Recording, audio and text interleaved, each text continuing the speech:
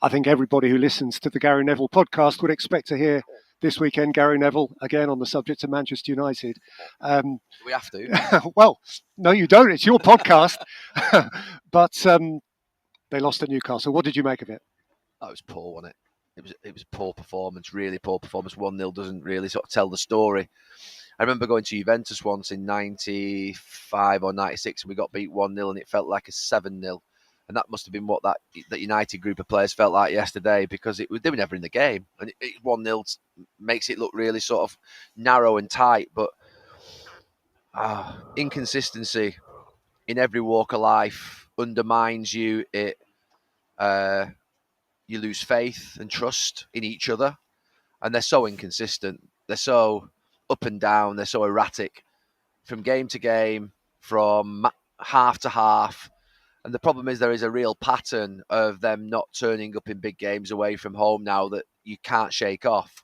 They've got Anfield, I think. They've got Chelsea at home on Wednesday night, which will be tough enough. But then Bournemouth and then I think Anfield the Sunday after, which obviously we're doing that game. And those games sort of like the damage of last season.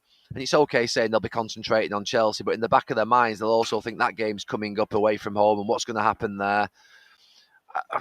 Honestly, I think at the moment, we've been here before. It feels like sort of a Groundhog Day, doesn't it? Where the players sort of look a little disinterested at times. The body language is poor. The performances are average. The manager starts to come under criticism. The recruitment department start to get battered. The owners start to, obviously, from a continual period, sort of, they've still not done their business in respect of the ownership. Whether that happens this week or next week, I'm not sure, but it seems like it's imminent. And they're stuck. They're stuck in a cycle of failure relative to the money that's been spent and the size of the club and the previous success. And it won't change until, I don't think, until there is real structural change. I've said it time and time again. There is no point in shouting anymore. I sat at home last night, as I always do if Manchester United, if I'm not doing the game, with excitement and hope, because that's what you do as a fan of a football club. And you start to watch the game, and even at half time, you're thinking, oh, that was a really poor first half. They'll be better in the second half, but they're not. Was that surprising to you? Only in the context of the week they've just had, because if we cast our minds back to last Sunday morning, they had 3 big, noisy away games on the trot. Yeah. And they actually dealt with angry Everton very, very well. Yeah. Okay, they made mistakes in Istanbul, which cost them important points, but it was not as bad as yesterday. And it felt as though they sort of had a momentum, and they did have a bit of a core and a bit of something about them, and it just didn't happen at Newcastle. The problem is, if you just knock them off track slightly, like Istanbul will have done, and the fact that they may not qualify for the Champions League, probably won't qualify for the Champions League next round, they don't react well. They sort of, it knocks them completely. And then you start to think about that Everton game. They should have been level at half-time, Everton. In fact, Everton should have been 2 or 3 up. I mean, they had real good chances, didn't they? So you start to look back then at the games where even they have won 3-0 and question that. And all I would say is that you can play poorly and win. But Manchester United have been doing that now for a long time. And I was critical of Louis van Gaal at Manchester United, and I felt as though his football didn't suit the club and how Manchester United should play, which I think is more like the Klopp style of play. And obviously, I'm going to choose a current manager rather than go back to how we used to play. I'm going to use a current manager that plays really electric football, fast pressing, high tempo, get it forward, a bit more direct. And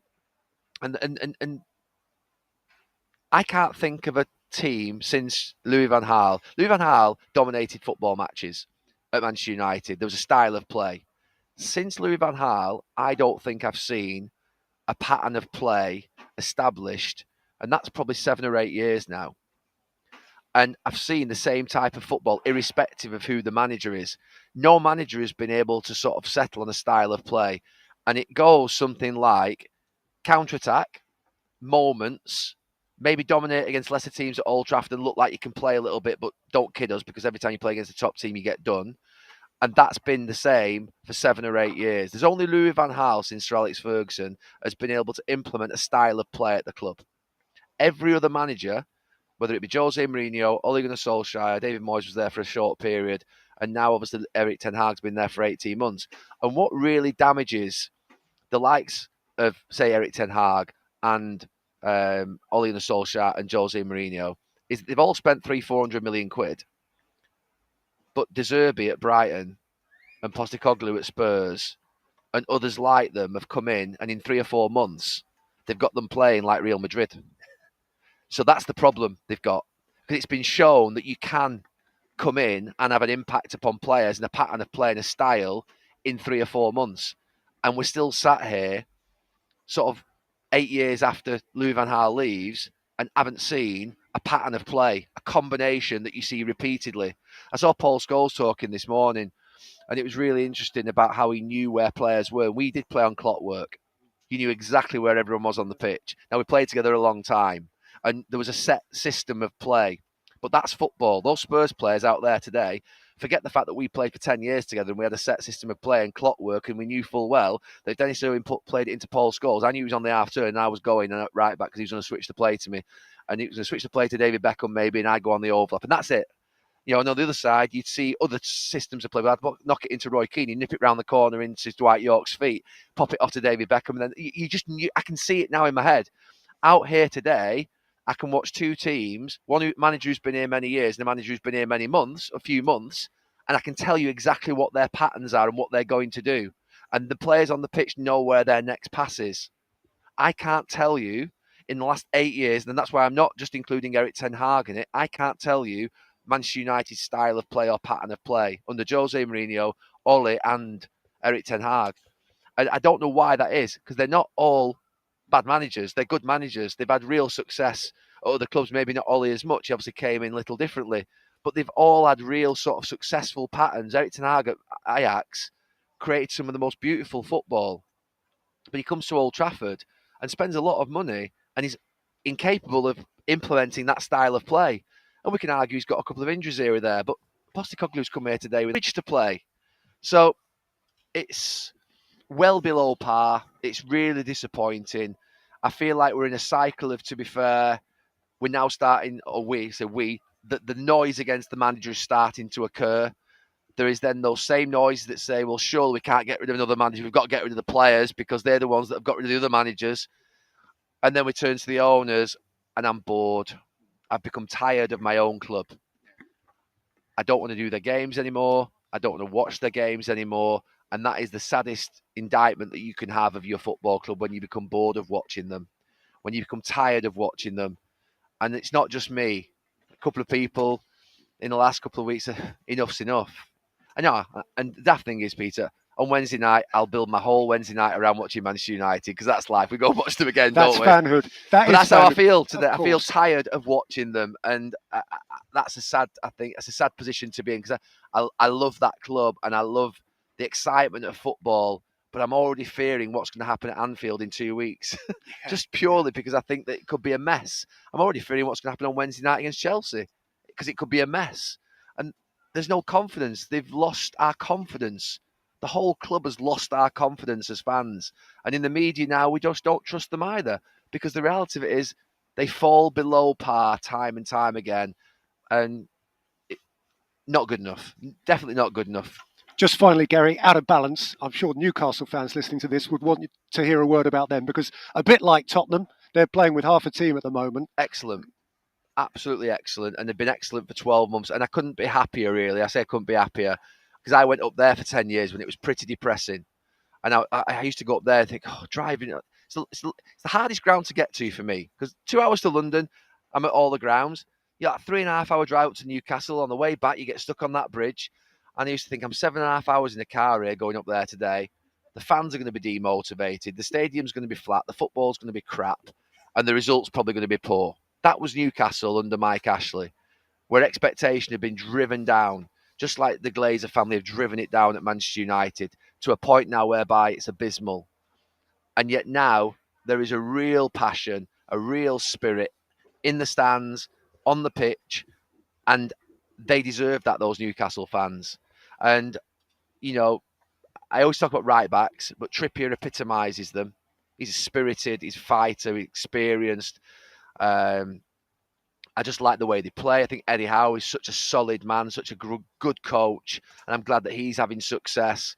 There's a trust up there now in terms of what they're doing. They've got Dan Ashworth off the pitch, who is a highly competent operator in football clubs, proven at the FA what he did there in terms of, I think, transforming England's sort of culture over the last 5, 6, 7 years in the men's and women's game. Then you've got him at Brighton. He goes to Brighton and works on that sort of what would be that conveyor belt of talent there. Then it's obviously continued since he's left.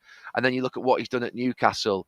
That sort of what would be stability that exists and those common sense, sound business decisions through football decisions, the connectivity of both, where you want someone who's going to say no to a manager who wants a player that he shouldn't have, which Manchester United's sporting department and executive don't seem to be able to ever say no to a manager that wants a player.